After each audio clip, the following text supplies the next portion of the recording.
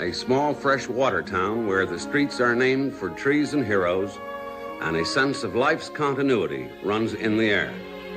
It is like 100 other American towns, smug and cozy and putting a special stamp upon its own.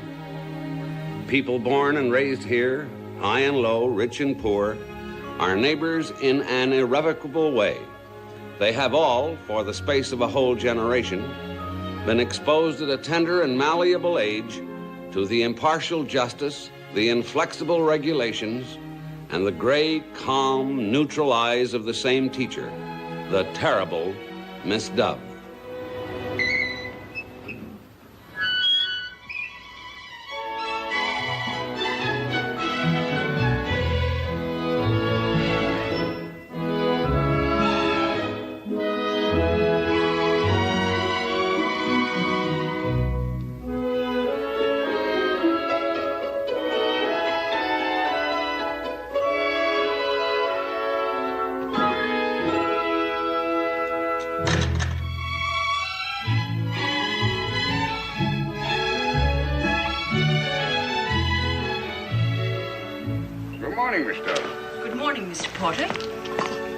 What is that you're using on your lilies? The sulfate of ammonia, best fertilizer on the market.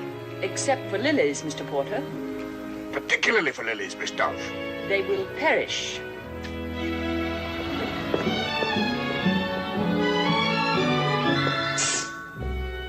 There she goes, Jinsey. 15 minutes past 8, right in the dot. I wish little Who's It, the slowpoke, would copy Miss Dove and develop a sense of time. But who could stand the strain? Imagine birthing a baby that in any way resembled the terrible Miss Dove.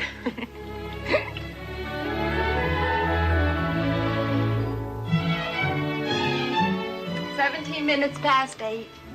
Eat your oatmeal, Davy, dear. Miss Dove just went by. You don't want to be tardy. Oh, puke. The oatmeal stinks. Then excuse yourself and get off to school. Yes, sir. Excuse me. Go on.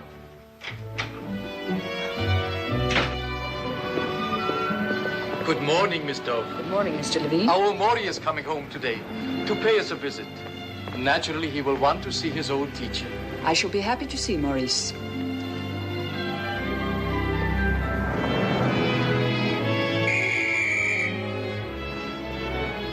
Good morning, Miss Dove. Good morning, William.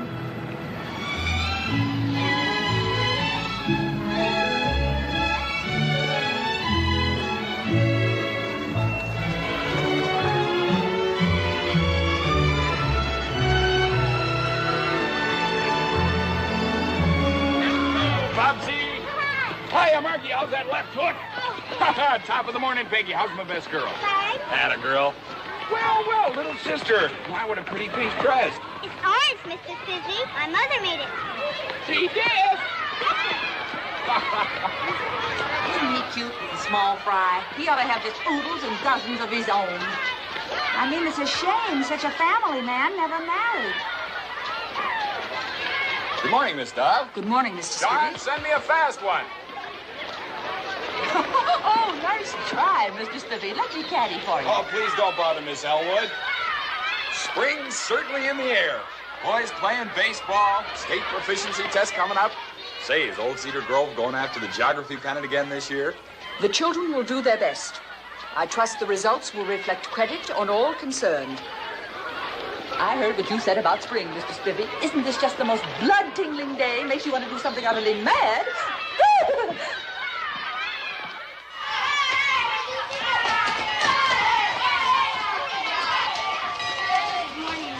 Good morning, Carrie. Good morning, Miss Dove. Good morning, Carrie.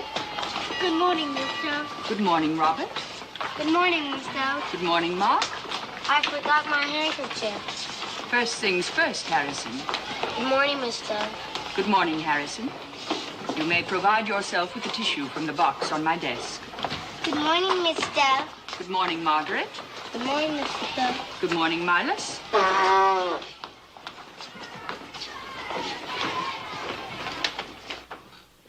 Attention, please. The lesson will begin. We will continue with our study of the dietary habits of animals. Bears like honey. They are also fond of red ants, which have a flavor similar to that of pickles. Robert, you know what to do, Robert.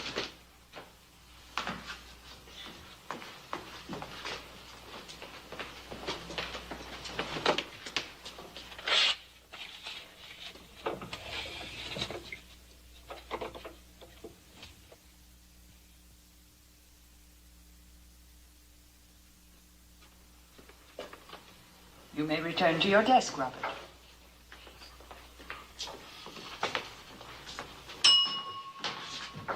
We will resume. The camel is not a pretty beast, but he can go many days without water. Margaret, for the remainder of the class, you will occupy the posture correction stool.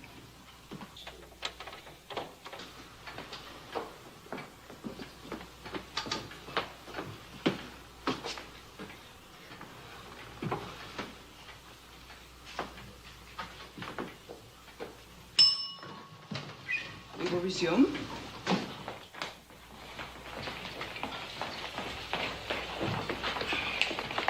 Hey, you better tank up. The camel is not a pretty beast, but he can go many days without water. Ah, who's afraid of that old stick? Good morning, mister. Good morning, David. The proficiency tests prepared by the State Board of Education will be held next Monday. Therefore, I think it would be advisable to utilize this period for review. No, David. You had ample opportunity to quench your thirst before the beginning of class. Take out your books, please.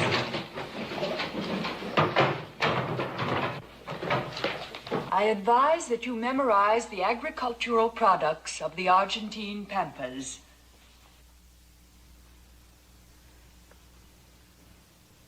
Strange, sharp pain. Probably a muscular spasm. If I tranquilize my mind, it will pass. I will think about the Alps, white, clean, rising above Lake Lucerne. Come back, Victoria. Hellfire and damnation. You will remain after class, David. Yes, Miss Dove.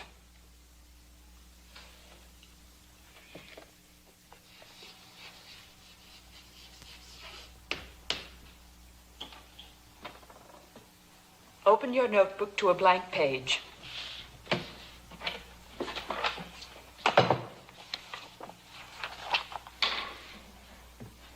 You will copy that sentence 20 times. You mean before lunch? By the time you have finished, the cafeteria will still be open.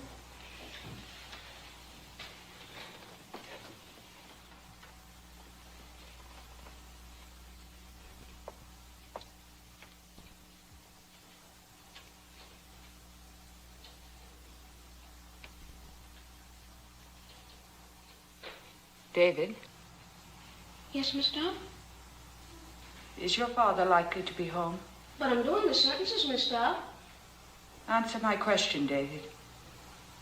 Your father, does he come home for lunch? Yes, Miss Dove. Daddy's home. I am indisposed, David. I am ill. Will you go and tell your father? Ask him to call young Dr. Hurley. Mention this to no one. David, do not loiter. Run. I'll take the shortcut to the vacant lot, where the old bank used to be.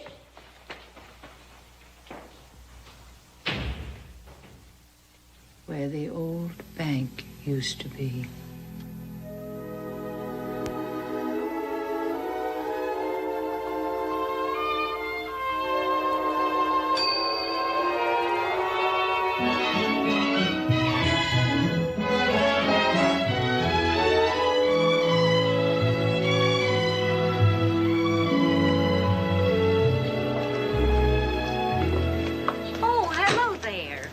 School? Ethel. Good afternoon, Mrs. Aldrich.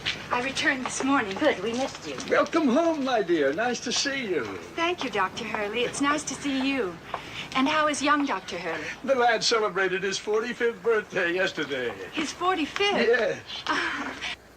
Look at her, John. By Jove, hasn't she something that sets her apart? It's like the delicate glaze that is the difference between fine porcelain and ordinary ware. Well, that Miss Watson-Ann's school on the Hudson should have given her something. It certainly costs enough. Not half as much as it cost your father to send you to Harrow and Oxford. But money has nothing to do with it. Quality can't be given nor purchased. That girl was born to do anything at all. Whatever she does become is certain to be remarkable. As a father, you could be prejudiced, but then you could also be right. Welcome home. Thank you, sir.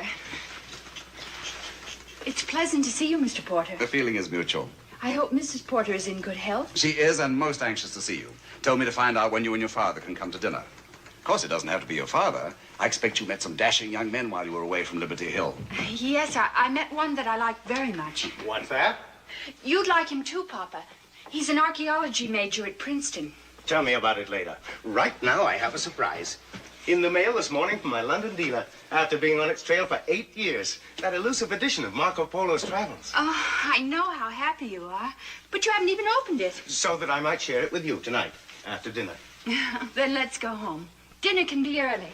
May we give you a ride, Mr. Porter? Thank you, no. I still have some things to attend to. It's the first of the month. See you tomorrow, John. While you're about it, send a draft for the book. $200. If they'd only known, I was ready to go to 5.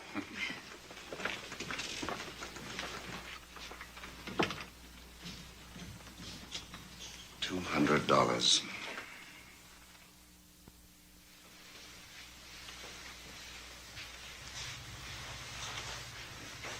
From 13th century Venice to Old Cathay, what a time to have lived. Next year, I've made up my mind, we'll make a tour. The grandest of grand tours. I'll show you every corner of the world. Last summer, Mr. Pendleton rode a bicycle all through Greece. Mr. Pendleton? Who's Mr. Pendleton? Oh, Papa, you never listen. He's the young man from Princeton I told you about. Oh, yes, the archaeologist. His name is Wilfred Banning Pendleton III.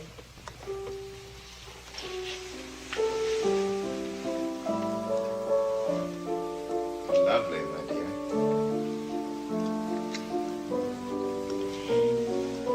Mr. Pendleton wrote me a letter. He asked leave to visit me this summer, here in Liberty Hill.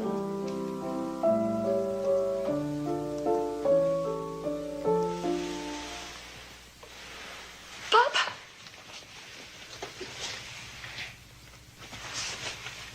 Henry! Henry! Call Dr. Hurley. Something's happened to my...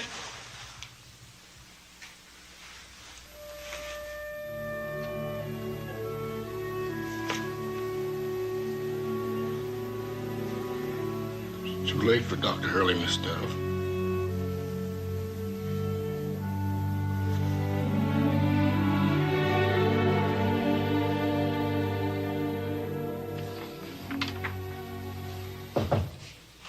Yes? Miss Dove is here, sir. Have her come in, please. Thank you for coming. Won't you please sit down?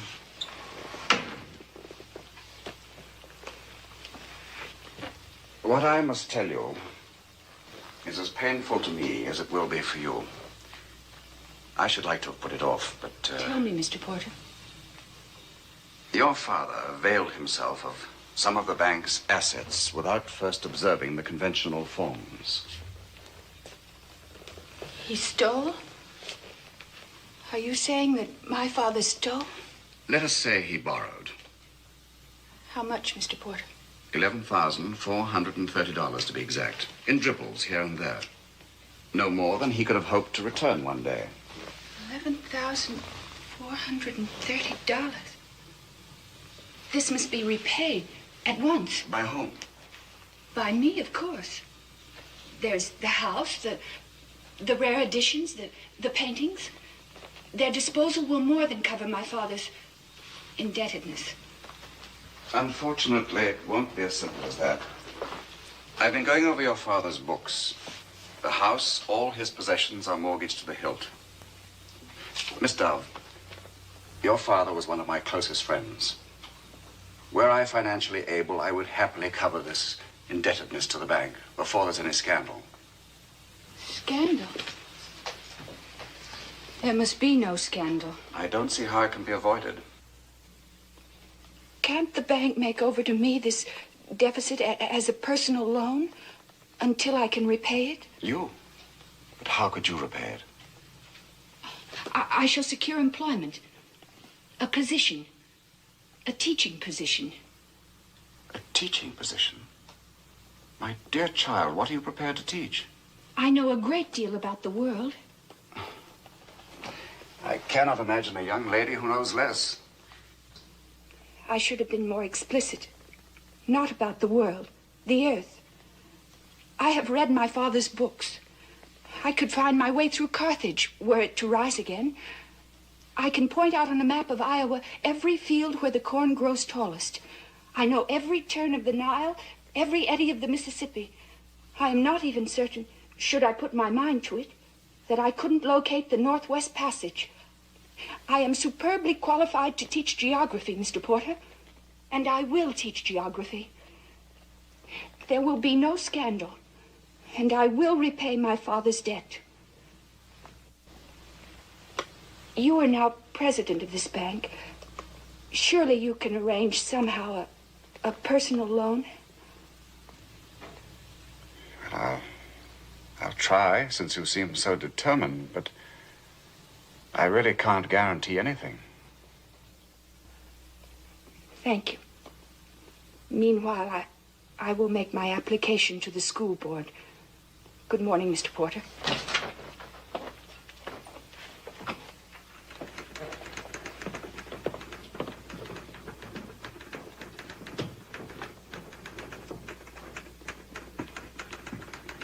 Is there anything you wish, Mr. Porter?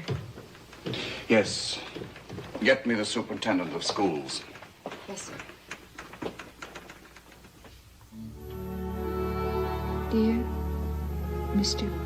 Pendleton, the news that you have been awarded a fellowship by the Carnegie Foundation is most gratifying. Much to my regret, the death of my father will prevent my receiving you this summer. Mail, Mr. Pendleton. Thank you, Ames.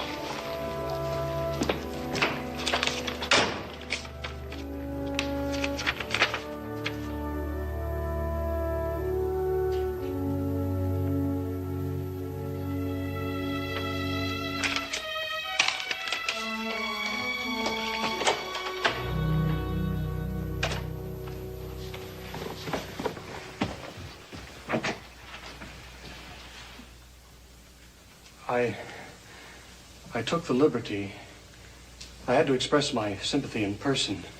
Please come in, Mr. Pendleton.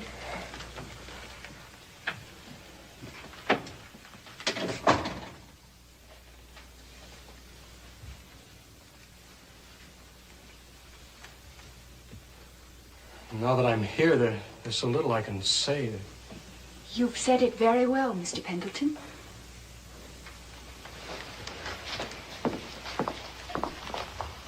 Please sit down.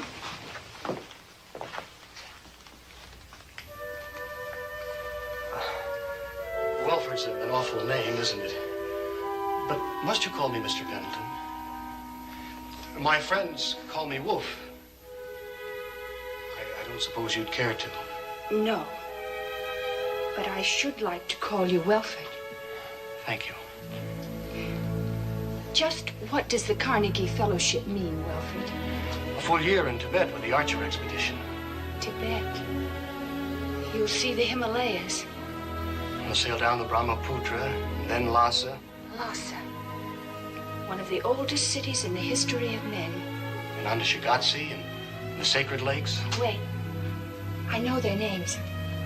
Mansarowa and Roxtail. Right.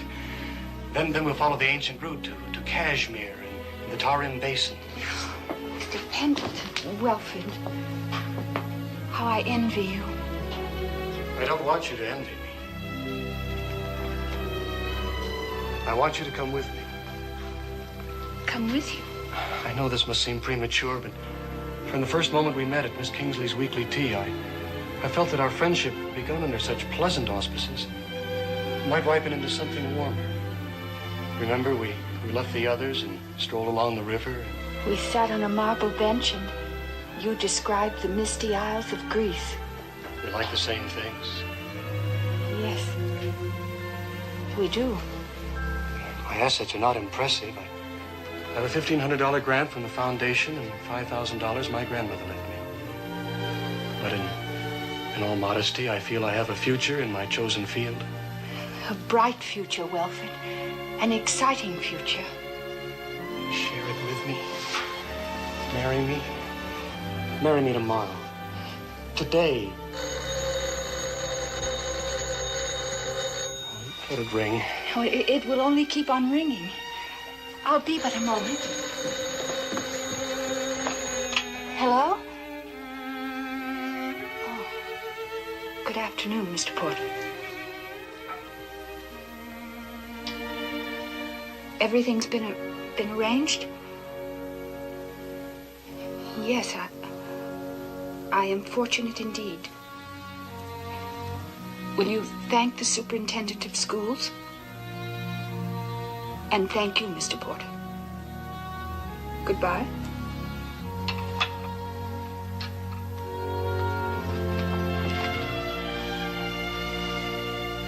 Well, I am afraid, Welford, that we have been premature. That we've let ourselves be carried away by the spell of far-off places. We have placed too much importance on the coincidence of similar interests. I'm asking you to marry me. I'm sorry, Welford, but my future is here. Here in Liberty Hill. There's someone else? There is something else. I, too, am about to embark on a career. Please wish me success in mine, as I do you in yours. Good afternoon, Welford.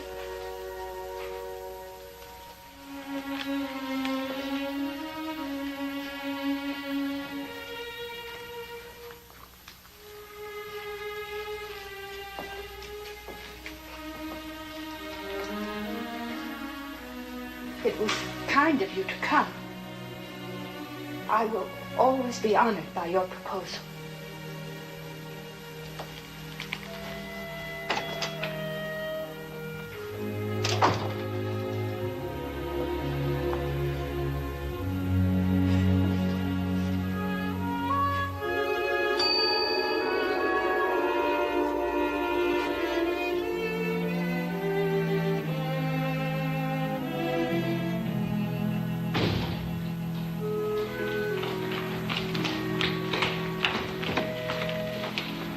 David said you needed help, Miss Dove.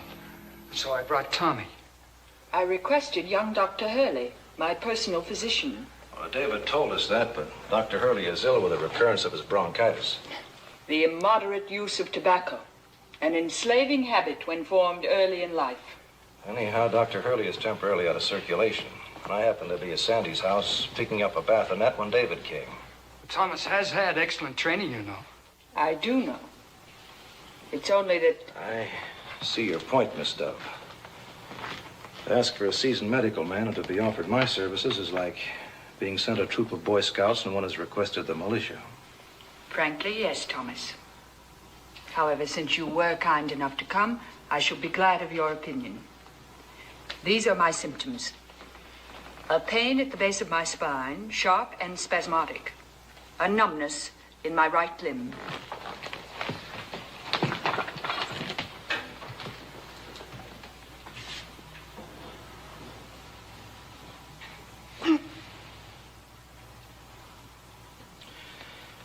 that so?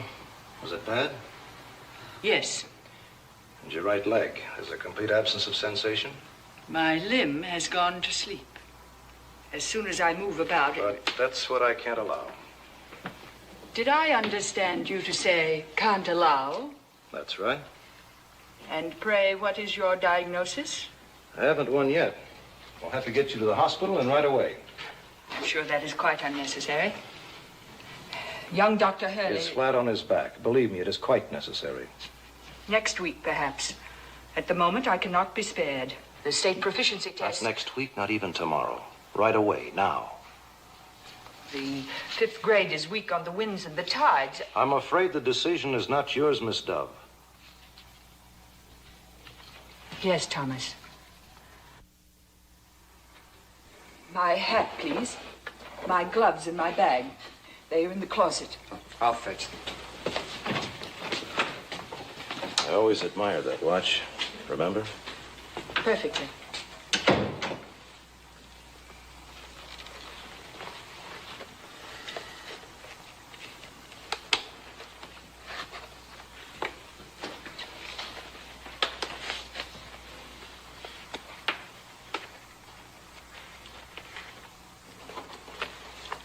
I await your convenience, gentlemen. Now, if you'll just lean forward this way, support yourself on the desk. Now, Sandy? Yeah. Okay. Sit down. Put your arms around our necks. That's right. There we are.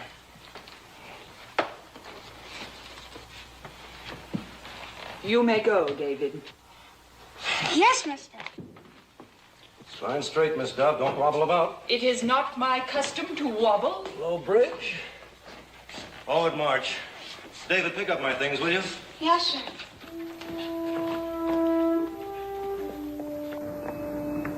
Watch your steps.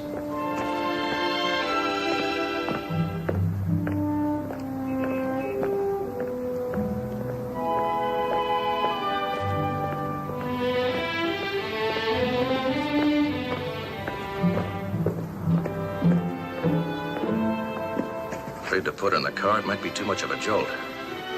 I'll have to carry her. Think you can make it? Well, if you can't, chum, after all, I'm only 3 months your senior. What about Miss Dove? She'll do, so long as she keeps her spine rigid. Being neither absent nor deaf, and in complete command of my faculties, I should prefer not to be discussed in the third person. Our apologies, Miss Dove. And you have no objections? I defer to your judgment. You have defined my responsibility. I shall keep my spine rigid. Good.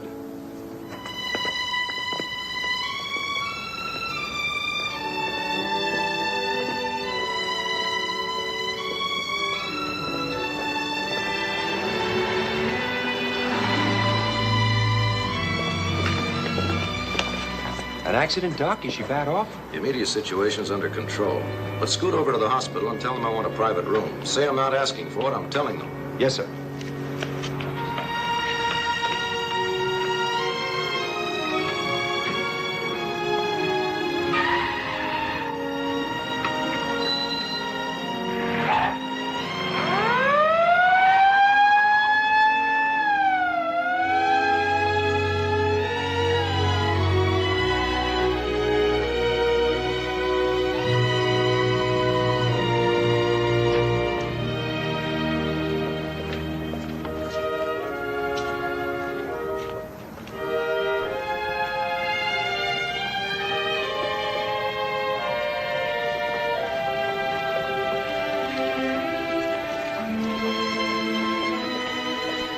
As I predicted. What did you say, Miss Dove? Nothing, Alexander. I am not one to gloat over an empty triumph. Spine rigid, Miss Dove. We're almost there.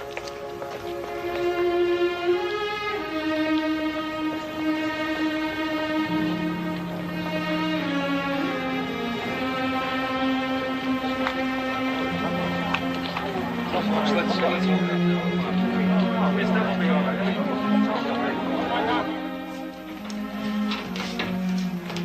Go ahead, Sandy. Right. Though the circumstances are regrettable, we are honored, Miss Dove. Thank you, Mr. Pruitt. I have a special for tonight in case one is needed. A practical is the best I could do for day duty, but Mrs. Green is one of our very best. I try to be. Now what, Thomas? Mrs. Green knows what to do. Just keep her quiet. Yes, I certainly will, Dr. Baker. I'll look in on you a little later, Miss Dove. Oh, he has an appendectomy. Now, we're just going to relax, and we're going to have a good time. First, I guess I better get you to your room. That would seem advisable.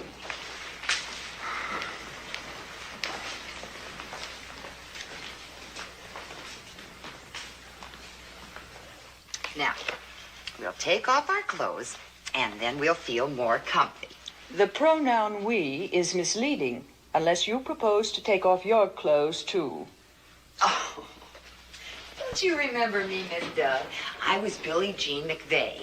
Yes, Mrs. Green, I remember you very well. Of course, I'm older now. If you please, Mrs. Green, I am not totally incapacitated. Miss Dove, you are not to help or to exert yourself. Do you want me to tell Dr. Baker that you are a naughty girl?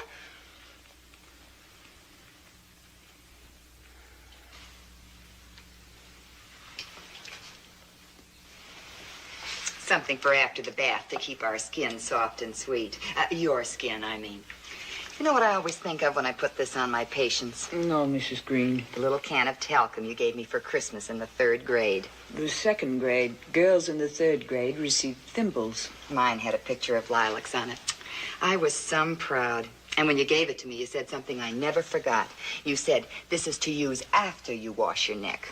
I intended no reflection upon you, Mrs. Green. That is what I say to all the little girls. Oh, I didn't take it personal, but I certainly took it to heart.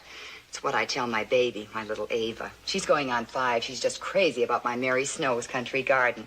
But I tell her every time she begs for it, I say, first you wash yourself good. Well... Yes, that's exactly what I tell her. What is my temperature? Oh, that's confidential. Besides, even if I told you, you wouldn't know what it meant. It's in centigrade or something. It is neither in centigrade nor in something. It is Fahrenheit. Well, hey, gee, thanks. I better remember that. As to my question, it was indiscreet. Oh, no, not indiscreet a bit. All patients are snoopy. But, well, you know, rules. Yes, Mrs. Green, I know rules. Well, now, I'll just stop yakking so you maybe can take a nice little nap.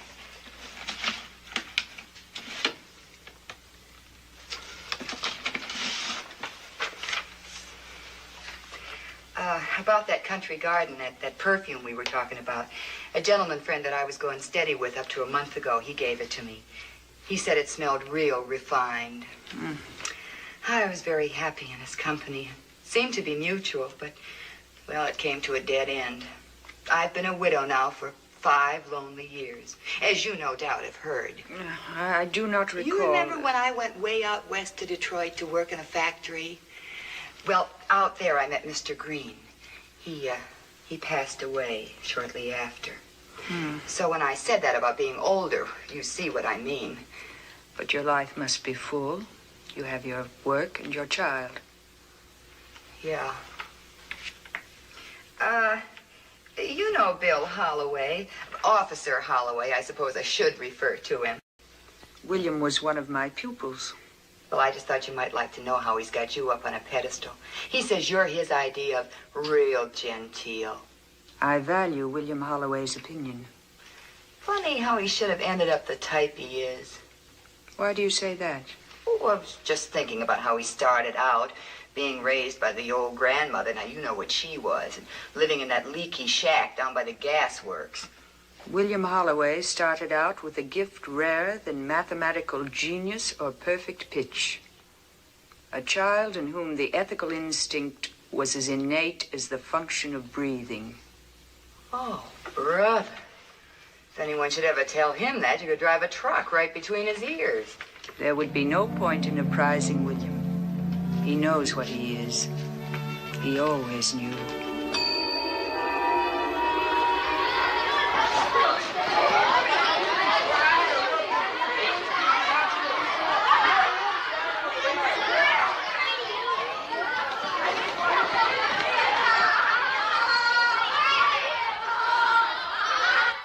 The last desk in the 3rd row. Oh, thank you. Come along.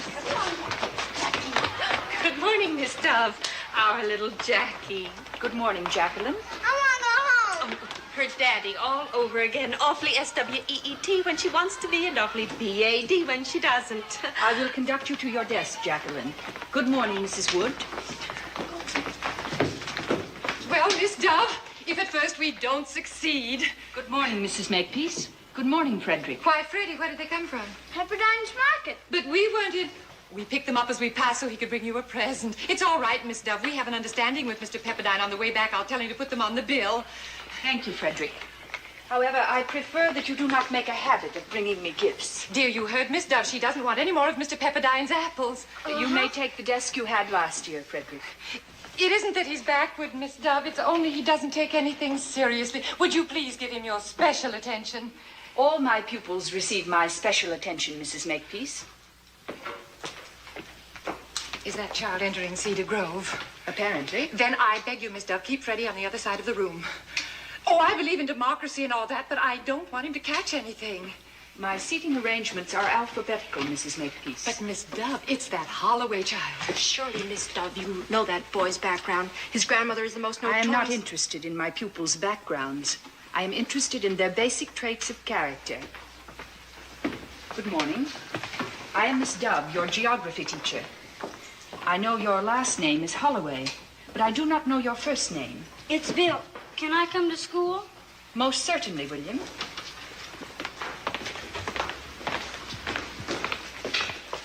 This is your desk.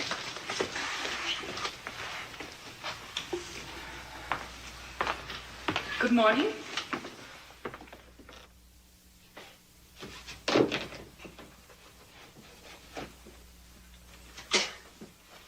Ain't that coffee done, Billy? I'm getting it for you now, Grandma. It'll be a cold day when Kelly's cheap joint sees me again, let me tell you. Insulting me in public. Taking away my credit just because I owe him a few lousy bucks. And then threatening to call the cops just because I give him a piece of my mind. I bet you could hear me in the next county.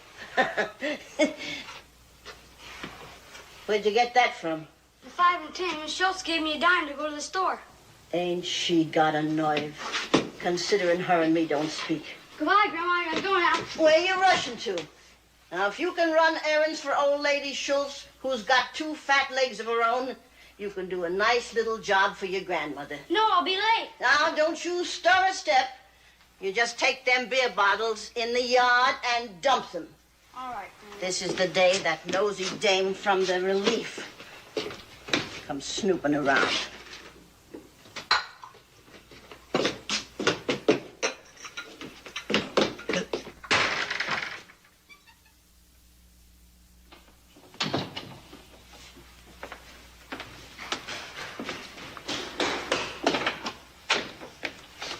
Good morning, Miss Dove. Good morning, William.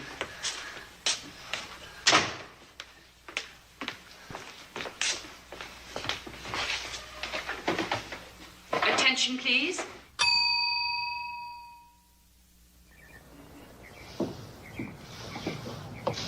Your lunch, William.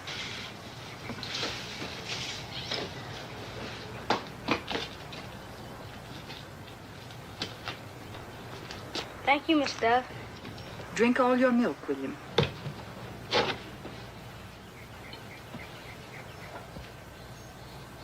Your work is most satisfactory. William Holloway. Your certificate of graduation and an additional honor, the good attendance medal. This young man has a record unique in the annals of Cedar Grove. He has not been absent a single day in his 6 years of elementary schooling.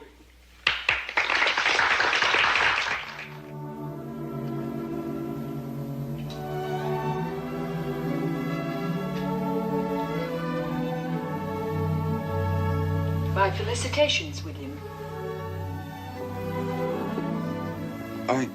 I came to thank you for my graduation suit. It was my pleasure. Well, guess I better be going.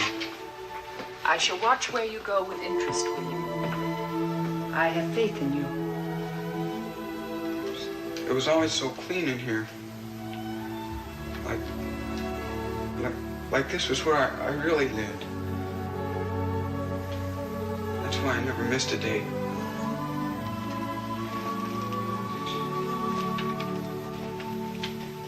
Goodbye, Miss Dove. Goodbye, William.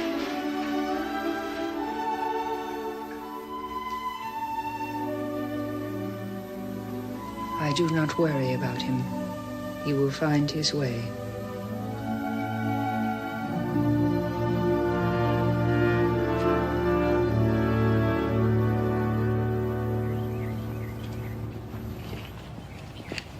Poor old Annie. Wonder if she ever knew it was a beer truck that hit her.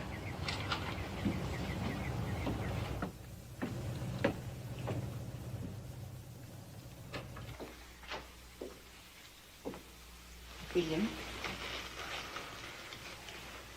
may I offer my expressions of sympathy? Thank you, Miss Dove. She did the best she could. She didn't have my opportunities. Her troubles are over. Will you be riding with me? Yeah. I should like to accompany you, William, if you wish. Thank you, Miss Dove.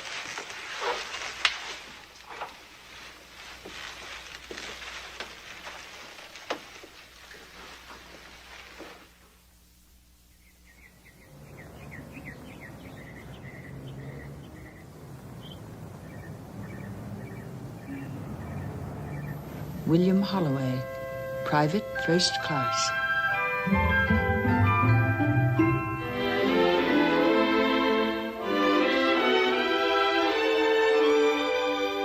Corporal William Holloway.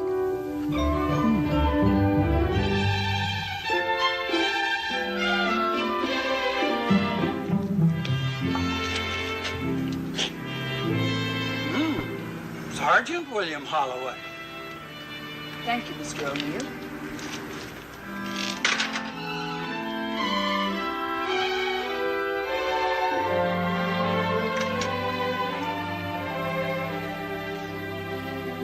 These sure are, they're delicious, Miss Dove. What's in them? Only bread and butter, William.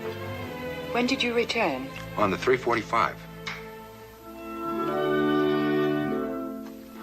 I made a beeline straight from the station, mainly because I wanted to see you. Also, I need your advice. I am honored, William. Well, this is how it shapes up. Tomorrow I'm out of the Marines. I know it's pretty late. What would you think if I use my GI educational allowance for living expenses and finish school? I should approve. And then what, William? Oh, this'll throw you for a loop. I mean, surprise you. I've been thinking about entering the field of law enforcement. I'd like to be a first-rate cop. I mean, a good police officer. A worthy ambition, William. I shall continue to follow your career with interest. Thank you, Miss Dove.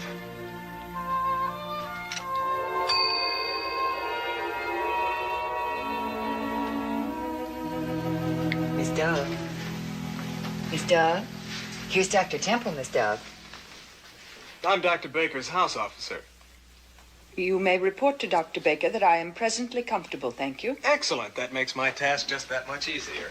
Your task? I'm to take your history. And so you can both speak more private. I'll wait in the hall. That will be quite unnecessary. Oh, it's custom, Miss Dove. Dr. Hurley has provided us with your records, childhood diseases, vital statistics, etc., so we can get down to the immediate.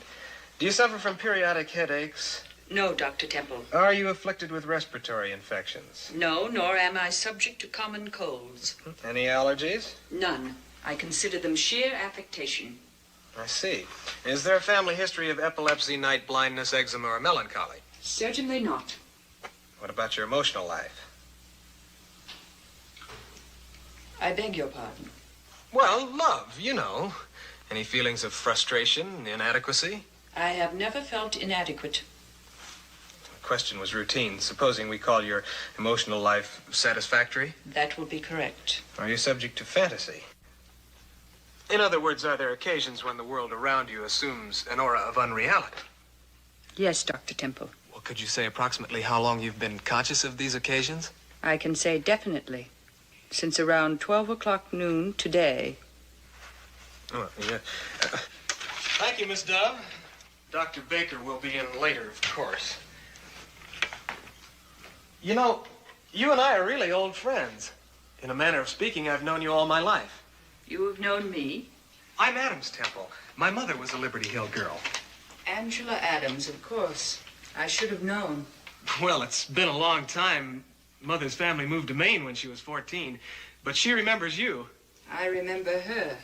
She, too, had an inquiring mind. Yeah, she still has. As a matter of fact, it's her proudest boast that she's the only kid at Cedar Grove who ever asked you a question you couldn't answer. Indeed. As she tells it, it was way back in the 1st or 2nd grade. You were reading from a book about the dietary habits of animals. And it said that bears liked honey and were also very fond of red ants, which have a flavor similar to that of pickles. And Mother asked you how the man who wrote the book knew how ants tasted. Did he eat an ant to find out, or did a bear tell him? I recall the incident. I'm writing Mother tonight. She'll get a wallop out of this. I dare say. And I'll be looking in on you, and if there's anything at all I can do, I just buzz. One moment, Dr. Temple. You want Dr. Temple for something? Yes, for the courtesy of asking him a few questions. For all his volubility, he told me nothing of my physical condition. Well, he couldn't. He's not in charge. You're Dr. Baker's private patient. Then what is it? What is it Dr. Baker suspects? He'll tell you what you need to know. I see no occasion for mystery. Don't try to see. Let us do the thinking. You? And Thomas Baker? And Angela Adams' son will think for me? Well, sure. We're experienced. Oh, look. Your first flowers. Bill Holloway, Officer Holloway, left it at the desk. It is very beautiful. Good afternoon, Virginia. I didn't know you'd been admitted. I haven't. I came to see you. How are you, Miss Dove? Quite comfortable, Virginia. And you? Wonderful, except the suspense is killing me. If nothing definite has happened by the end of the week, Dr. Tillett's promised to give nature a nudge. Right now, he suggests I keep walking. I better had. Tommy knew I was here, he'd have a fit. Well, I just came up to wish you good luck. And good luck to you, Virginia. Thank you. I'm keeping my fingers crossed for both of us. Goodbye, Billie Jean. I know you'll take good care of her. Oh, I sure will. You know, I used to think she was the snootiest, dumbest brat in Liberty Hill. She's really a good kid. In marriage and maternity, Virginia has found her vocation, achieved her destiny.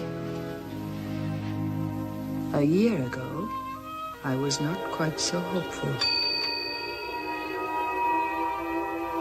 Dear old Cedar Grove to thee, we pledge our love and loyalty,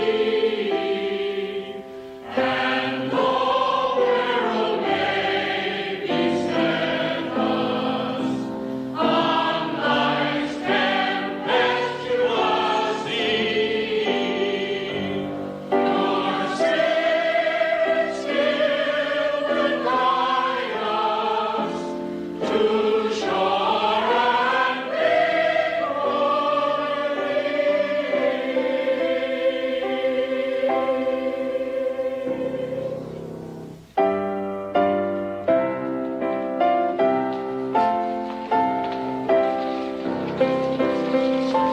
Seems only yesterday since we marched down that aisle.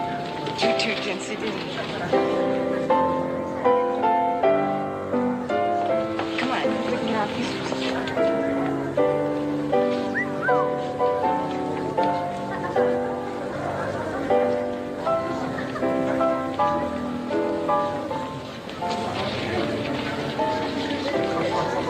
Final inning, eh, Miss Dove? Let's not be downhearted. There's always another season. Another crop of fresh little rookies coming up to bat.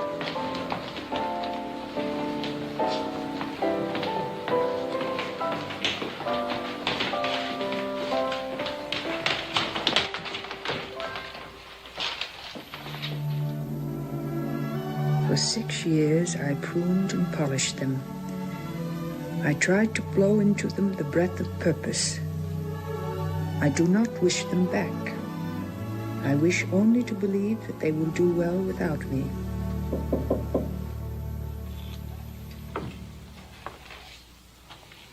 Good morning, Miss Dove. Good morning, Virginia. This was my place. You may sit there now, Virginia. The room is different. Empty. Like life. Is that the same map? Is China still orange? It is a new map. China is purple. Cartographically, of course. I like the old map. I like the old world. I felt secure in this room. I felt that if I obeyed the law and sneezed in my handkerchief and raised my hand for permission to speak and kept my margins neat, that was my oyster. That nothing could go wrong. Well, at first it worked out all right. Even flunking out of the university seemed like fate. I won that talent contest and got a job in New York, singing television commercials. Oh, Miss Dove, tell me what to do.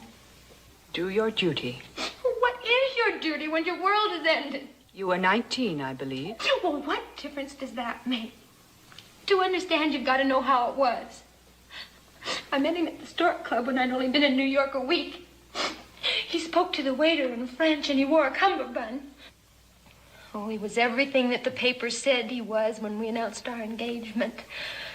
Yale, a yacht, and the scion of a prominent family. The word is scion. The C is silent. Yes, well, he looked just like what he was. Most scions don't.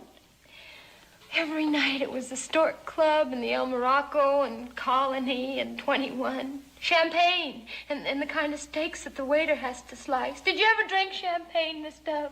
No. It tastes just like cider, only the effect is different. I dare say. The compliments that he paid to my hair and my eyes and my figure. Honestly, I'm almost embarrassed to repeat the... Reticence, Virginia, is a sine qua non of gentility.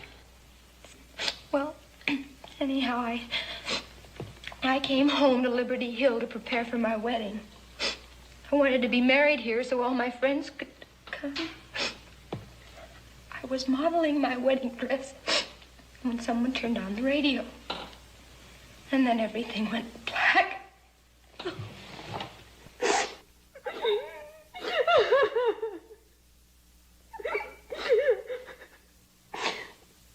The next day I got a telegram. It said, "Gorgeous, only you can understand." Could you? No, I still can't. Can you? Certainly. Have you a handkerchief, Virginia?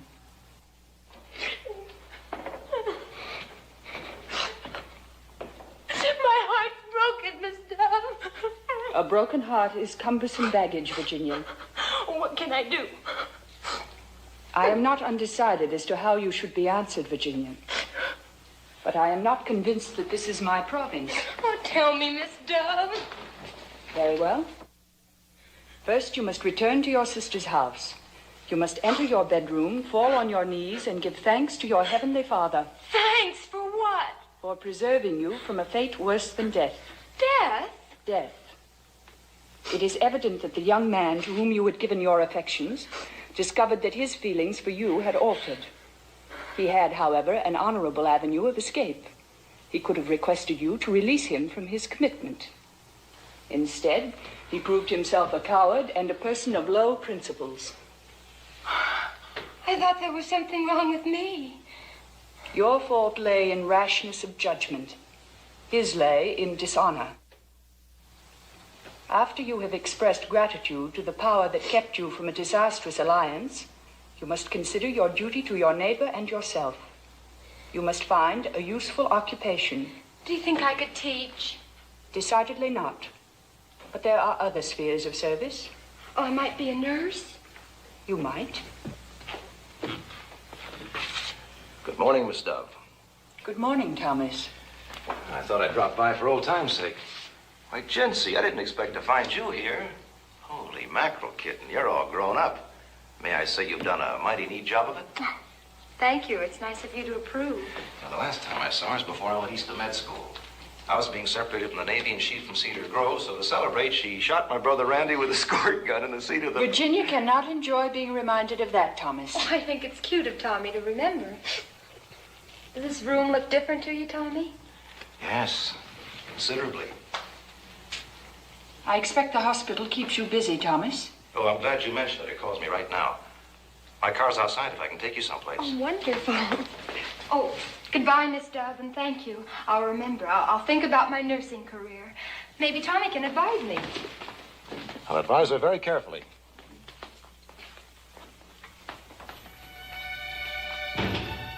I am 54. I won't have to retire until 67. If they don't tarry, and from all indications I don't expect they will, I could take their first child straight through to graduation. That child will need me.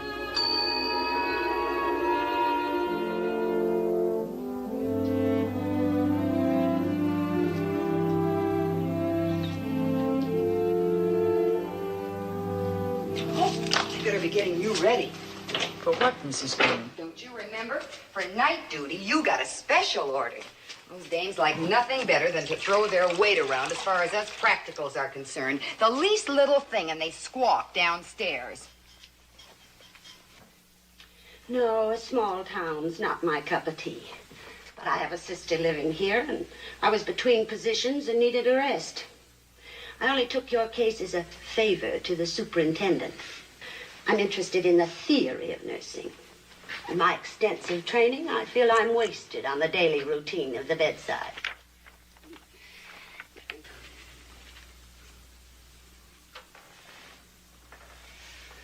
Not very uplifting.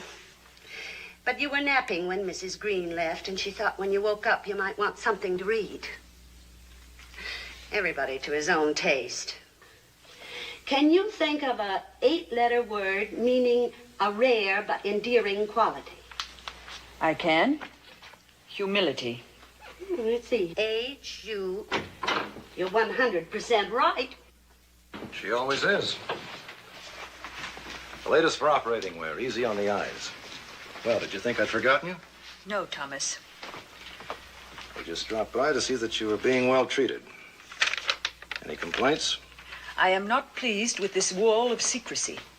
I should like to ask a few questions concerning my health. Certainly, but I'm not sure I can answer them. What do you surmise? I don't surmise. Tomorrow we'll do extensive tests. By Wednesday, I should be able to speak with some degree of conviction. Until then, Miss Dove, I shall expect you to assume the virtue of docility. Yes, Thomas.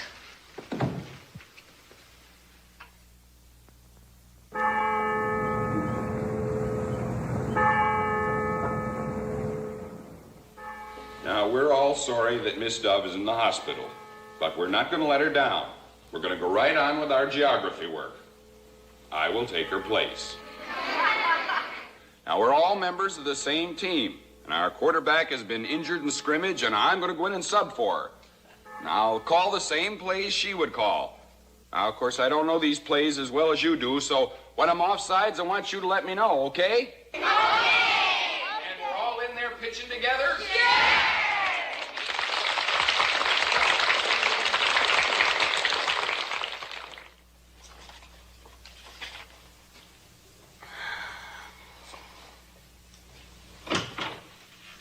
So nice of you to drop in, Dr. Baker. I was only admitted 2 hours ago. I know, kitten, but I've been pretty busy. Oh, really? Then don't let me detain you. Fortunately, I have my own physician. He'll keep you well informed of my progress. If I know Sam Tillery will. That's why I can put you out of my mind.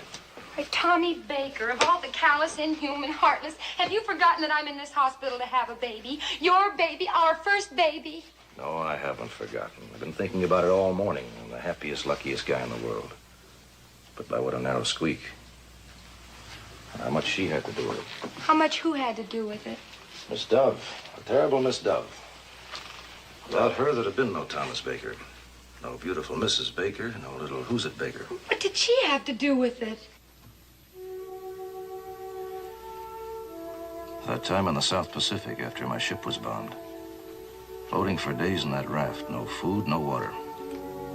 She was right there with me all the time, giving me the same fishy stare she used to give me back in the geography room when I needed a drink of water. So to make my supply hold out, I pretended I was back in old Cedar Grove. Even when the water was gone, I kept on pretending. I'd think, the bell will ring in a few minutes. You can last a little longer. Well, I lasted. They picked me up and gave me a medal. She rated that medal. Tommy, is anything awful the matter with Miss Dove? I'm due back now for more tests. We won't know till tomorrow. Don't worry about me, Tommy. Don't give me a thought. I'll look after little Who's It.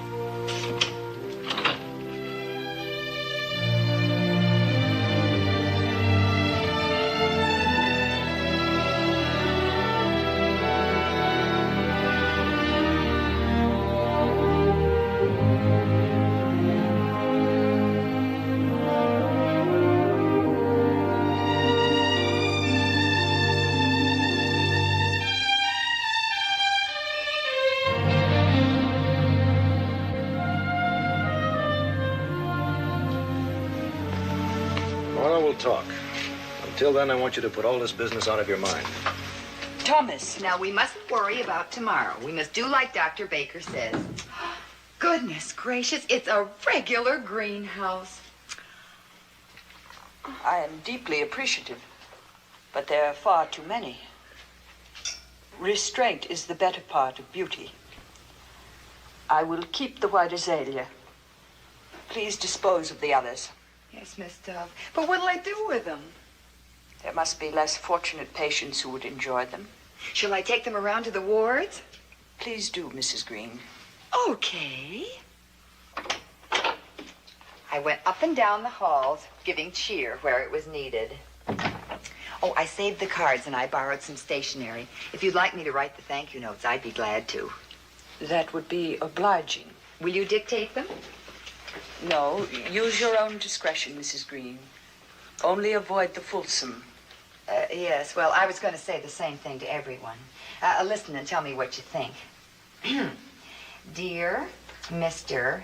Porter, at the request of Miss Dove, I am advising you that she is thrilled to death by your floral offering.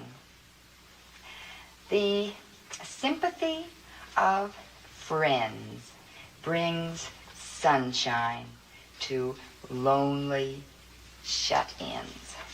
I remain graciously yours, Billie Jean Green, R.P.N.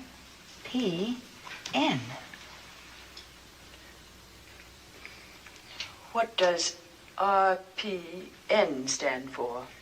A registered practical nurse. I made that up. But how's the letter? It is very, very genteel. Oh, gee. Honest, Miss Dove?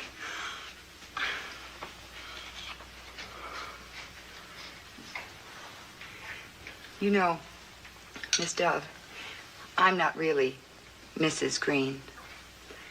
I took the name for little Ava's sake. I was way out there in Detroit. Virtue knows no frontiers. I was on a night shift. Got me all mixed up.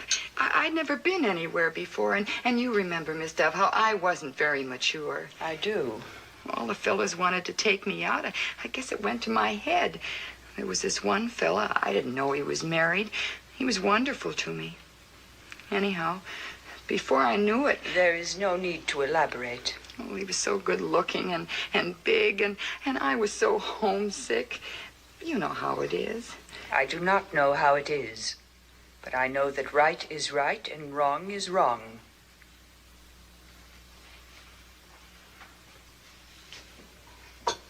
Well, anyway, to make a long story short, little Ava came way out there in Detroit. Oh, I could have given her up for adoption, of course. There was even a childless couple who offered me $4,000, but, well, she was mine. Besides, how did I know strangers would raise her right? Well, anyway, I brought her home, and I told that tale about my husband passing away. And why did you confide in me? On account of what you said about the letter. I'm nowhere as near as genteel as you thought, Miss Dove. And I couldn't deceive you any more than I could Bill Holloway. William Holloway? He was the one I mentioned formerly going steady with. The one who gave me the country garden perfume. You and William Holloway? When he bought me a ring, an engagement ring, it just all came out. He's like you. Person you tell the truth to. That's what stopped me back there a minute ago. He said your very words. Right is right. Wrong is wrong. He wanted me to keep the ring as a gift, but I handed it right back to him. Let him keep it for somebody more fitting.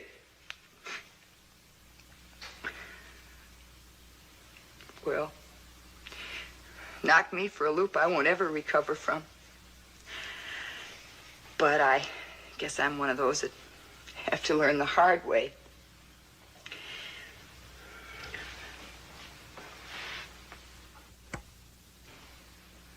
Just about time for her nibs. You're special, I meant to say.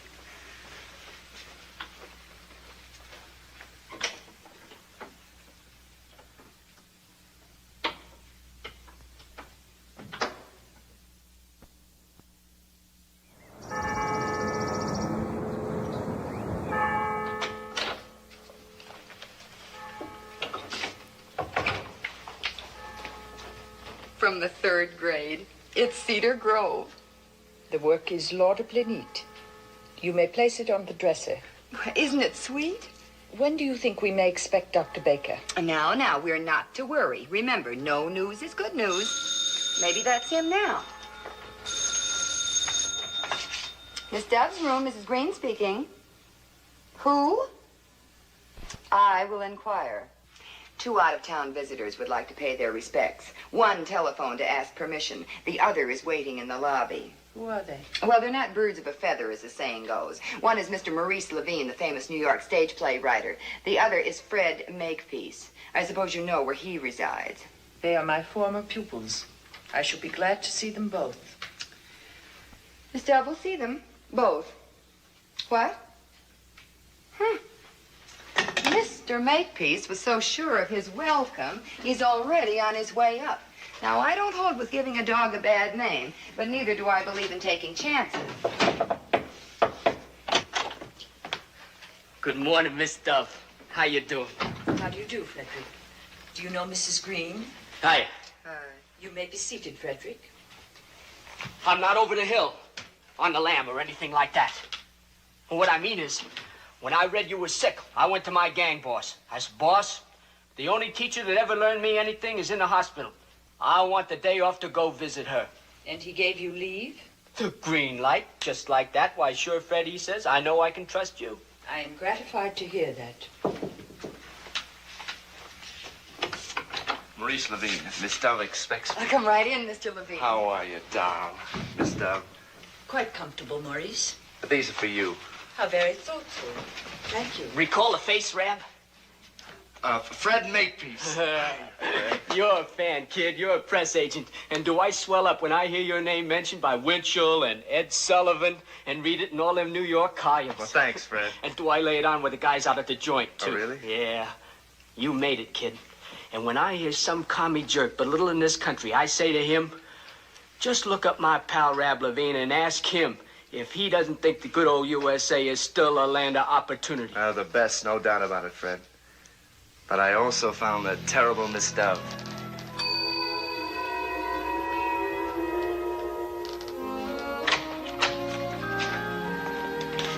Miss Dove, this is Maurice Levine. I am glad to know you, Maurice. Maurice is 11 years old. His credentials from the school he attended in Poland would ordinarily place him in the 5th grade. But he knows no English, and in my opinion, he would pick it up quicker if he went through all the 1st grade classes. I shall seat him in the L section.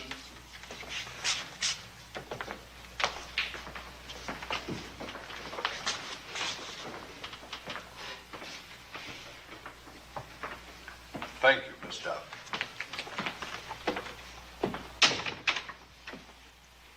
The class will begin.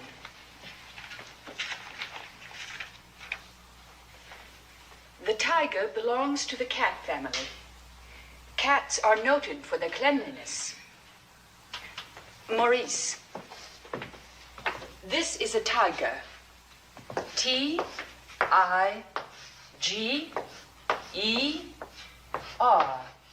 Jo, wir haben gerade Tiger in was vergolten. Hat geheißen Sultan. Es geben sie ihr stolzen Schein und sie schreck auf den Fehler. Aber einmal hab ich gesehen, wer hat gewaschen sein Konung. Und wie my mama's alte Katz. Thank you, Maurice. I am sure that was most interesting and informative. When Maurice knows our language as well as his own, we will ask him to repeat it. Old Mrs. Rabbit was a widow. She earned her living by knitting rabbit wool mittens. She also sold herbs and rosemary tea and rabbit tobacco, which we call lavender. When no one was looking, she would also smoke a rabbit cigar. I have no recollection of Mrs. Rabbit indulging in any such vice. Is that on the page you are reading? No, Miss Dove, but it seemed funny to me if she did. You will adhere to the text. Continue, Maurice. Yes, Miss Dove. She had 4 children, Flopsy, Mopsy, Cottontail, and Peter. Here comes that new kid. Sicky wizzicky boo! Sicky wizzicky boo! Come on, gang! Fred! Tommy! What's the matter, Tommy? Why don't you let him alone? He didn't do nothing. Oh, come on, Tommy. It's just for the ducks. Sicky wizzicky boo!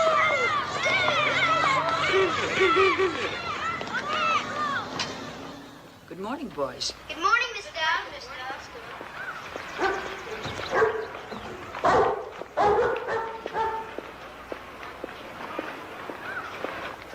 Good morning, Maurice. Good morning, Miss Dove. I am slightly encumbered this morning, Maurice. Would you mind carrying my books?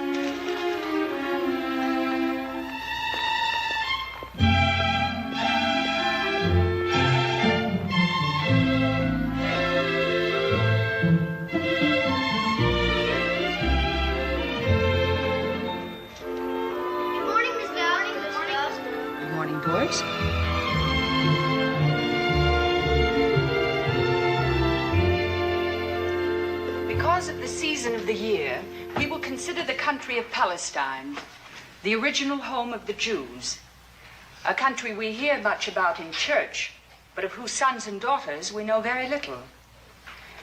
To study a people and their customs is valuable, but to know a people and their customs is a privilege seldom attained without the luxury of travel. The 5th grade is to be rarely privileged. I have your parents' permission to take you to a traditional Jewish feast. Mr. and Mrs. Levine have graciously invited you. We're going to Rab Levine's house? We are going to the home of Maurice's parents. And may I ask, Alexander, why you refer to Maurice as Rab? We all call him that. It's short for rabbi. Maurice has progressed during the few months he has been here, but not to that extent. Rabbi means teacher. It was so that Jesus was addressed by the multitudes. There sure is a swell party. Pig, he ate 17 of those little, they're like dumplings, only better. The matzo balls. I bring more. Much, much more. For me, too. For you, too. A most successful evening. I feel much has been accomplished.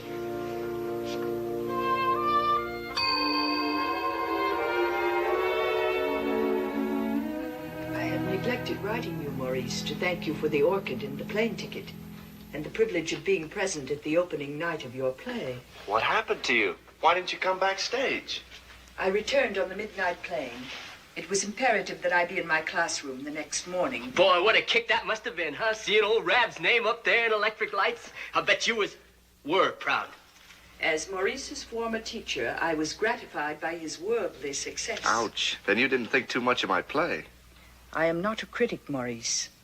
But with more than 300,000 words at your disposal in any unabridged dictionary, it did not seem necessary for you to permit your characters the use of expressions that were frequently inelegant, often profane, and, unless I misinterpreted their meaning, occasionally improper. Thank you, Miss Dove. Next time I'll try to be more meticulous. Discriminating. Yes, Miss Dove. Well, what gives with you these days, Fred? I guess you don't get the courier no more. I'm on the roads. Acting or selling? Mostly digging with a pickaxe. Well, you seem fit and happy. It must agree with you. Well, sure. Plenty of exercise, good plain food, 12 hours sleep each night. Frederick Makepeace is paying his debt to society. Oh, I see. No big caper, Rab. I just got in a jam and had to pass a little paper to tide me over, which would have been nothing if I hadn't borrowed this convertible from a parking lot and happened to wreck it. Well, life can be rugged. Not too. The judge would have let me off with a fine and an SS. A suspended sentence. But I didn't know where to look for the dough, and probation never really sent me. It makes me nervous. Yeah, I can imagine. It ties you down. You can't make plans. So I decided to do the stretch. I only got 6 months left. Well, how come you're on the loose? Well, Frederick was paroled for the day on his own recognizance. Oh, well, fine. Then you're free for lunch. As a bird? Well, it'll be old home week. Sandy Vernon and I, we're meeting at the club. The club? Huh? Oh, am I living?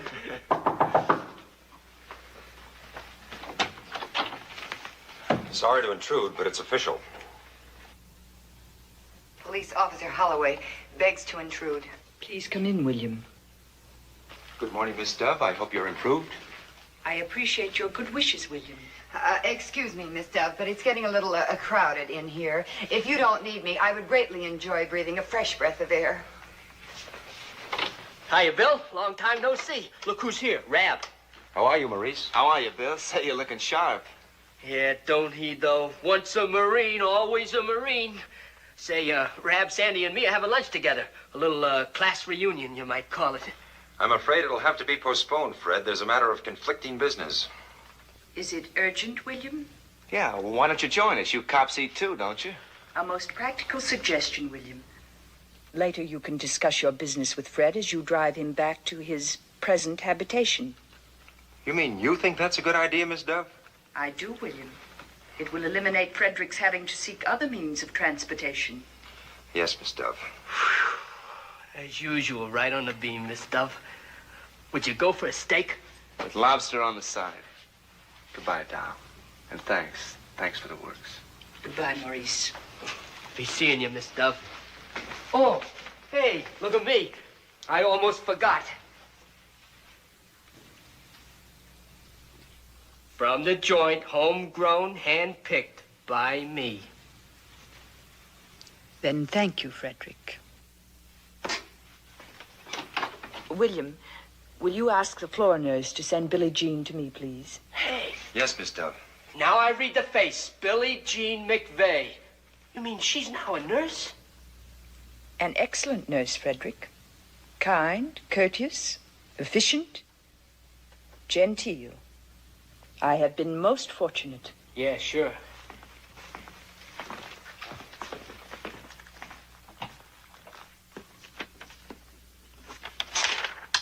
Oh, gee, it's late. Dr. Baker will be here in a few minutes. I want things to look pretty fine. Now, I'll just go out and get us some nice, cold, fresh water.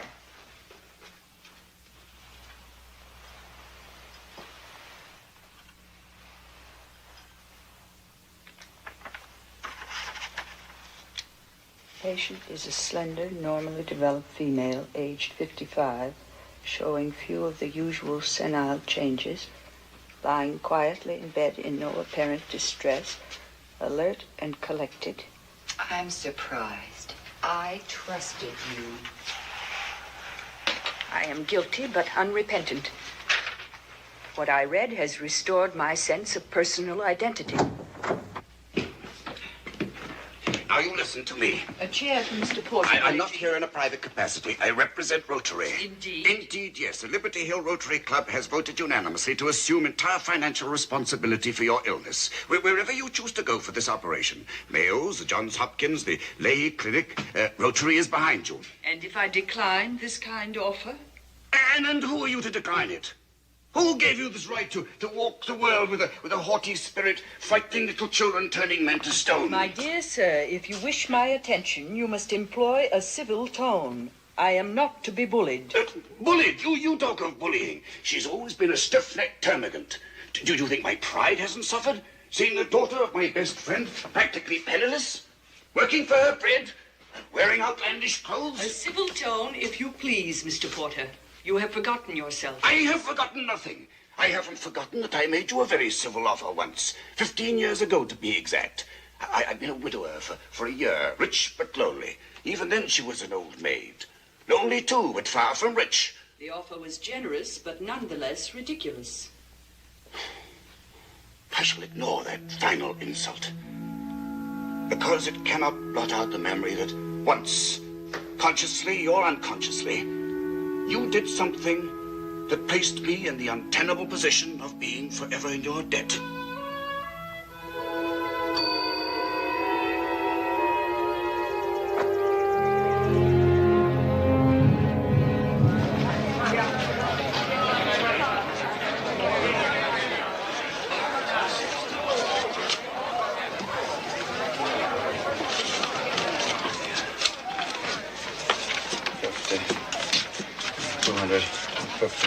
This has been going on since 10 o'clock this morning. I don't see how Porter lasted. There was a run on the back at Clayton. My brother was out of town.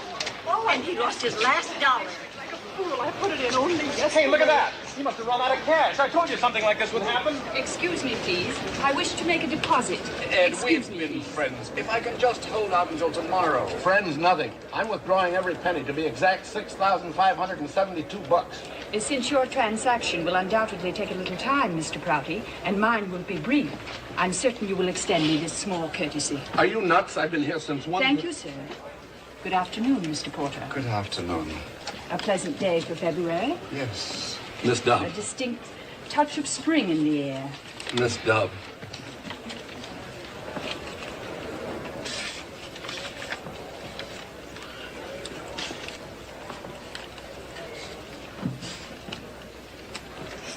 May I borrow a pen? Mine has gone dry. Of course. Thank you.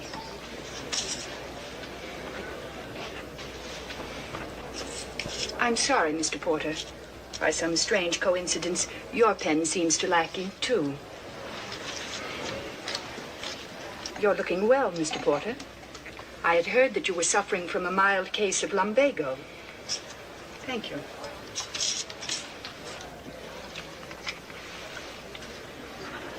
It's been a bad month for the colds. So much unseasonable weather might account for it.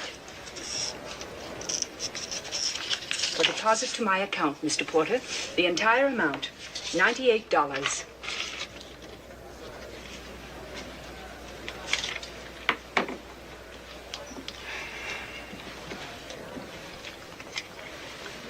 Thank you, Mr. Porter.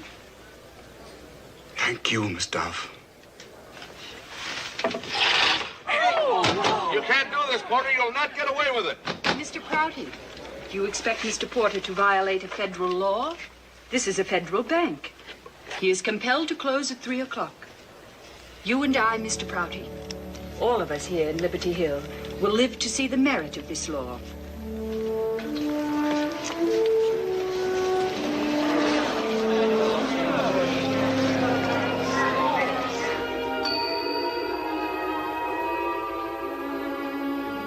I am sure your Rotarians intended me no offense, but I am not an object of charity.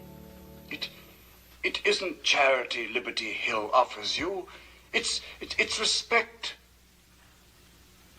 That I shall accept with unqualified pleasure. And now, Thomas, Will you be more specific as to your findings? Well, you have a small growth on your spine, which must, if possible, be removed. If possible? If possible. Until we go in, we can never be certain about the nature of any tumor. All you have to decide is who shall remove it and where. Aren't you competent? I think so. But there are surgeons with much more experience and reputation. So if you decide to go elsewhere, it won't be interpreted by me as a reflection on my ability. The club can charter a plane. There's a very famous man at the Mayo Clinic. Allow me to deliberate. I remember that you had very skillful fingers, Thomas.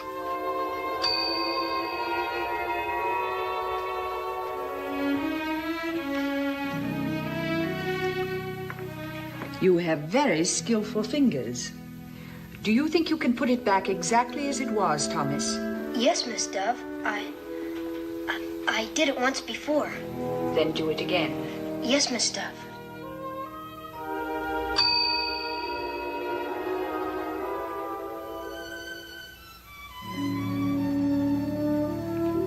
I shall feel perfectly safe in the hands of Thomas and Billie Jean.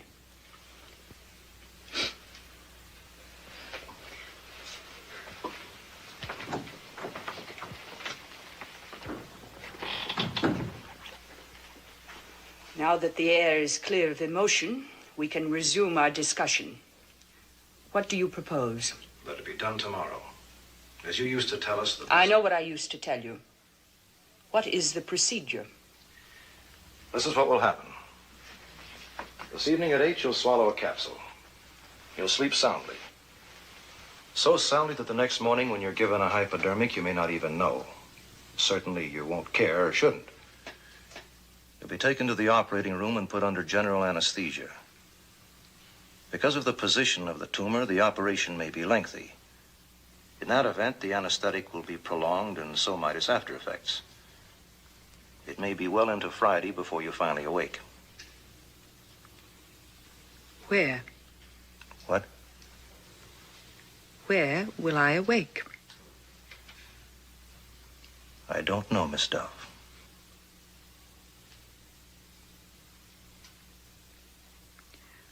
Open the top drawer of the bureau, Thomas.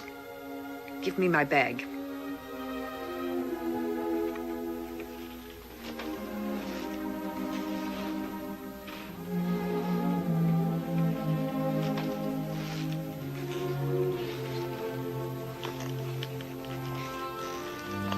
My father's watch.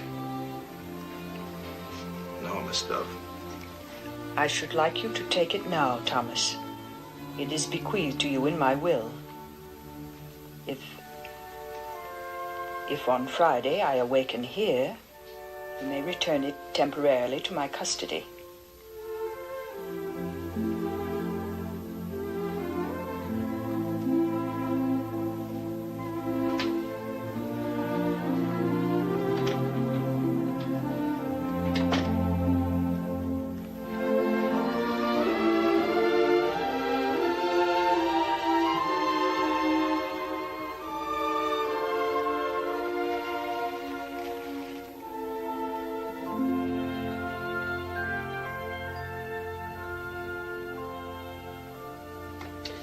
Oh, the battle I put up with this cuticle of mine. You have the same trouble? I have always considered the care of the nails exclusively a boudoir function, and certainly not a very stimulating topic of conversation. I beg your pardon. I'm not supposed to be up, but I simply had to know how you were feeling. There have been some recognizable developments, Virginia. And you? Oh, Glory. Like the night before Christmas. This time tomorrow, we'll know what it looks like. If it's a boy or a girl. Well, I better go now. Good night, Miss Dove. Roses in your pillow. Good night, Virginia.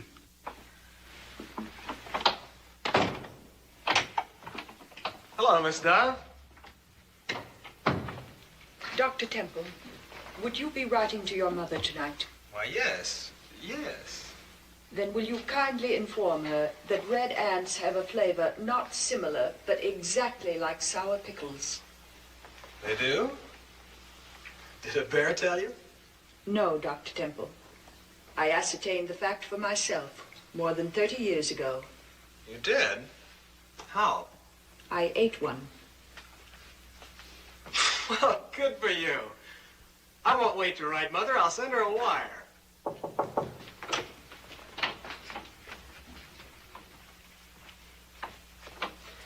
I'll leave you with your pastor.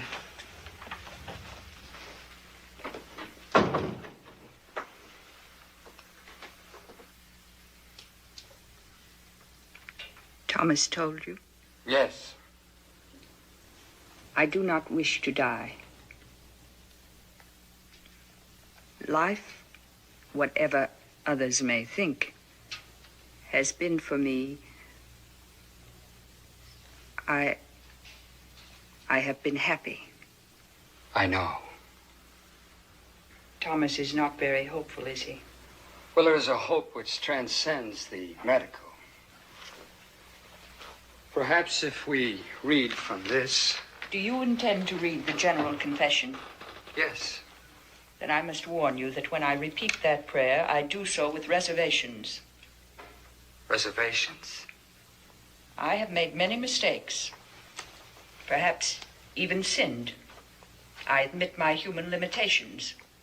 But I do not, in all honesty, find the burden of my sins intolerable. Nor, Alexander, have I strayed like a sheep. As Frederick Makepeace might say, I have never been AWOL. Well, I grant you that the language of the confession is archaic, but it contains more than the core of truth.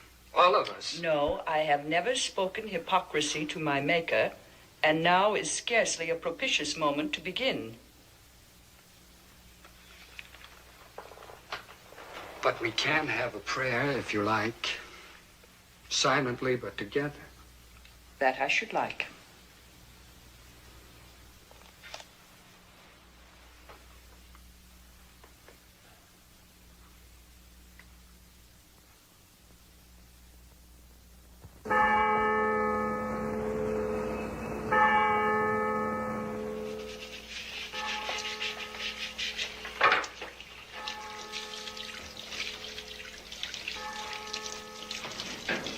The parson and the copper in the lobby.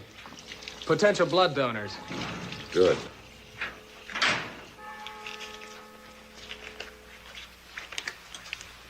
Okay. Okay, Tommy. All right.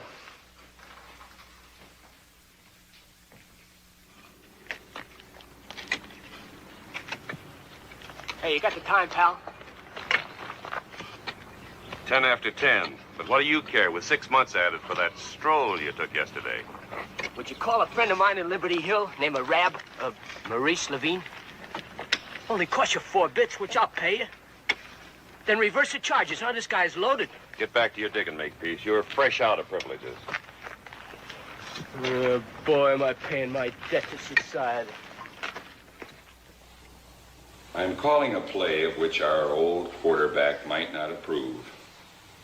But Cedar Grove Elementary School is suspending classes for the day.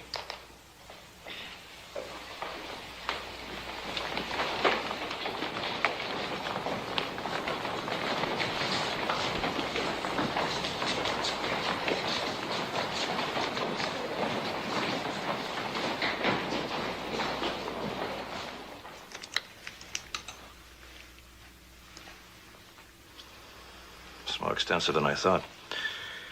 Have Holloway and Burnham stand by. She'll need blood, and plenty of it. Yes, Doctor.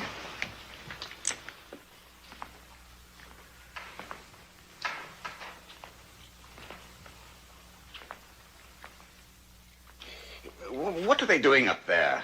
Or don't they know? Oh, Mr. Porter, you know Tommy's doing his best. Now let's stay patient and full of fortitude. You two just sit tight and I'll take a little snoop around.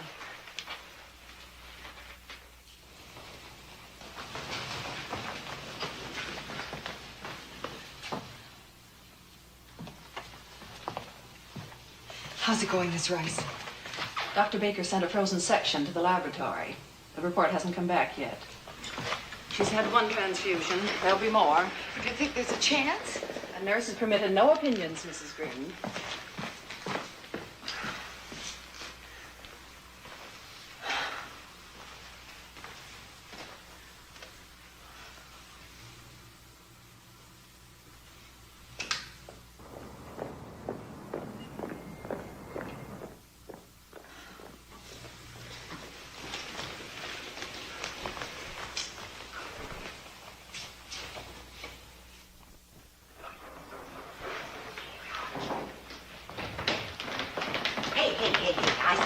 Now, children aren't allowed. What do you want? We're here on important business, a matter of life or death. I was elected spokesman.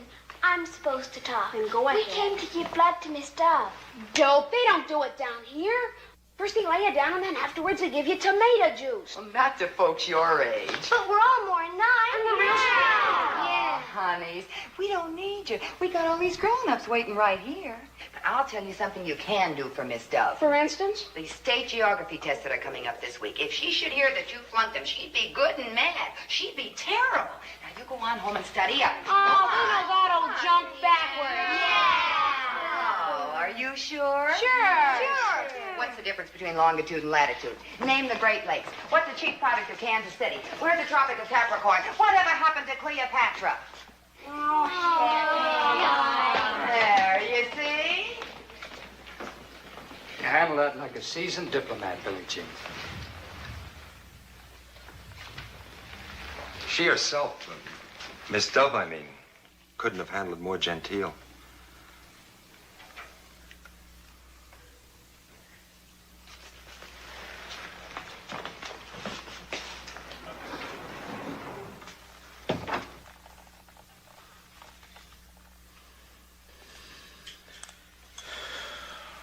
That's it. Take over.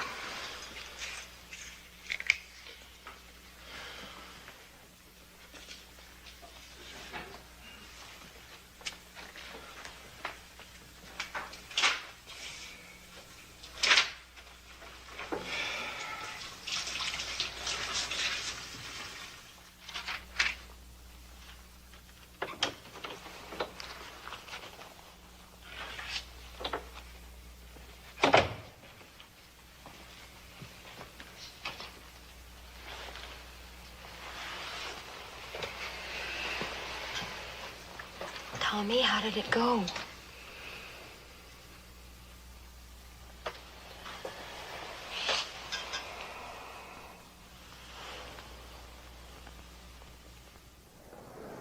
Oh, come on, girls. Break it up. Let's pull ourselves together. Oh, I give up figuring out women. Yesterday, they were clawing Miss Dove apart. There wasn't anything she ever did right. It was a terrible Miss Dove. And now look at him. Oh, shut up, Joe. And you, too. You weren't brought up at Liberty Hill, and she wasn't your teacher. And if she had been, you wouldn't have that repulsive habit of chewing your necktie when you have something on your mind. Yes, she'd have broken you of that the way she broke me of chewing my pigtails. And I was counting on her to break our Susie of chewing hers. What comes back to me plainest is the day I told her she was nuts. I guess you young fellers never knew she kept this town from going bankrupt. Oh, why don't they tell us something? That's what I like to know. We pay taxes. We got a right to know. Yes, sir. They say they're waiting for a report from the laboratory. Laboratory. That's passing the buck. If young Dr. We Hurley's just on heard the from the case- laboratory. The report won't be completed until tomorrow morning. So you folks might just as well go home. I'm sorry.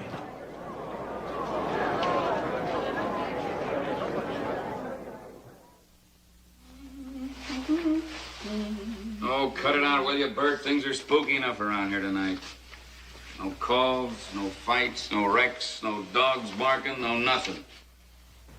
And you're no eye-opener, neither. You don't even know her. Sure I know, Miss Dove. I've been here more than 2 years, ain't I? I'll be sorry to see the old girl kick off. But if you ask me, I don't think she cares much. She couldn't have had much of a life. Never married, no family, no kids, never went nowhere. Why, they tell me she's never been more than a couple 100 miles from this burg since the day she was born. That's right. But she's been places you and I never heard of. She's been more times around the world than you can count. How much of a life, huh? No family, no kids. No kids. Boy, you're really off your rocker.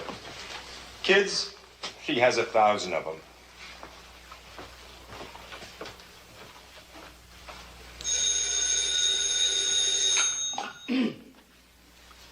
Police station, Mitchell speaking.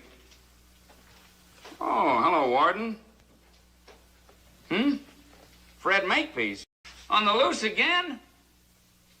And you think maybe he's heading for Liberty Hill, huh? Yeah, sure thing, Warden. We'll be on the lookout for him. All right. Good night. I wonder what's the big attraction in this burg for a petty thief like Makepeace? Well, I tell you, I don't know.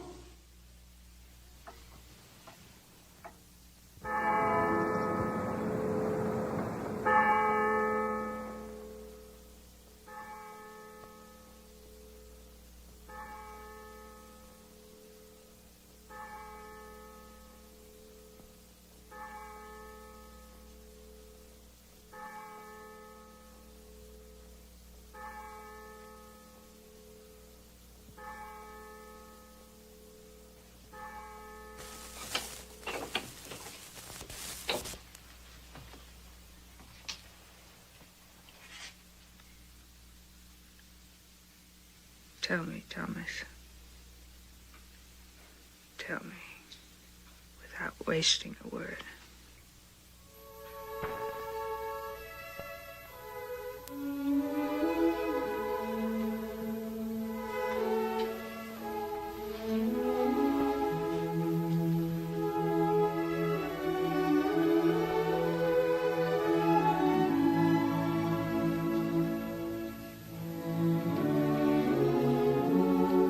And Virginia? Twin boys. Felicitations, Thomas. Already they look like they're full of beans. You'll have your hands full, Miss Dove.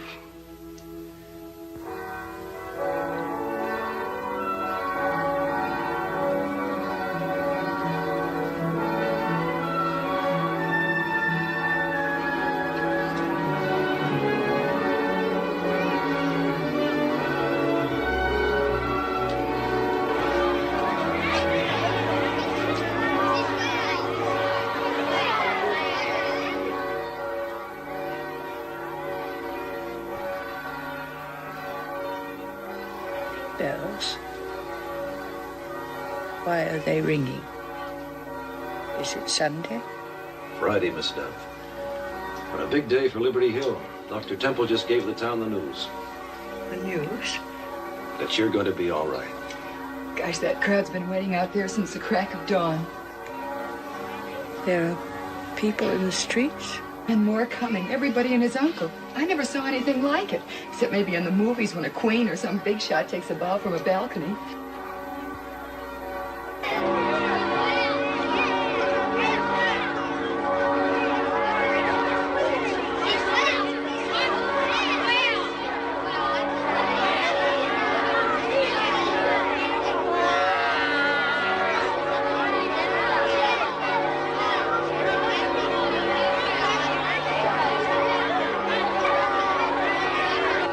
Coming up, there's Mr. O'Neill, the mailman. And there's Ben Gordon, the station master, and young Dr. Hurley. Oh, and there's Ed and Pete from the service station, and good night, standing there, big as life, Fred Makepeace.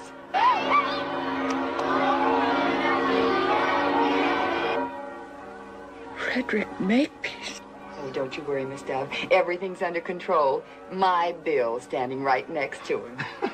Hey, look over there. Mr. Spivvy's carrying on like he just made a touchdown. And every last kid from Cedar Grove. What did you say? The kids, Miss Dove. Your pupils. There's no school today. No school? But didn't you say that this is Friday? Yes, Miss Dove. And the state proficiency tests will take place on Monday. Thomas, go down at once and inform Mr. Spivvy that the children must return to their classes. The 5th grade will review the winds and the tides. The 4th grade will memorize the products of the Argentine pampas. The 6th grade will study the orographic control of rainfall. at once, Thomas. Good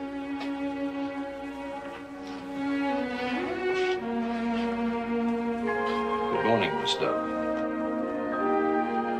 Good morning, Thomas.